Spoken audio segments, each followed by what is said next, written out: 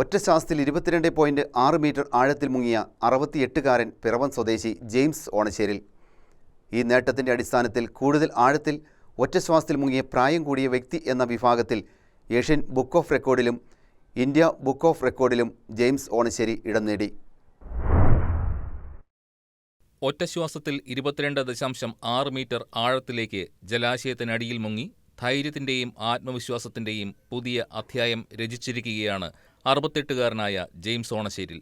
പിറവം സ്വദേശിയായ അദ്ദേഹം ശാസ്താമുകളിലെ വെള്ളം നിറഞ്ഞ പാറമടയിൽ നടത്തിയ ഫ്രീ ഡൈവിംഗ് പ്രകടനത്തിലൂടെയാണ് കാണികളെ വിസ്മയിപ്പിച്ചത്.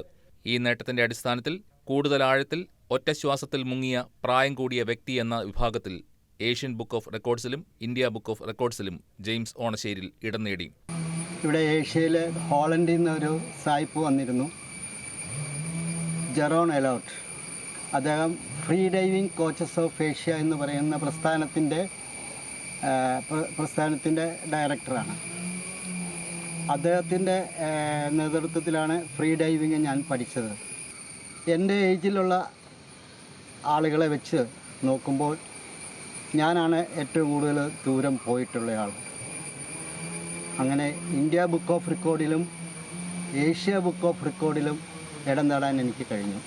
ഫ്രീ ഡൈവിംഗ് എന്ന് പറഞ്ഞു കഴിഞ്ഞാൽ മറ്റ് ഉപകരണങ്ങൾ ഒന്നുമില്ലാതെ ഫ്രീ ആയിട്ട് വെള്ളത്തിൻ്റെ അടിയിലേക്ക് മുങ്ങിപ്പോകുന്ന ഒരു കാര്യമാണ്.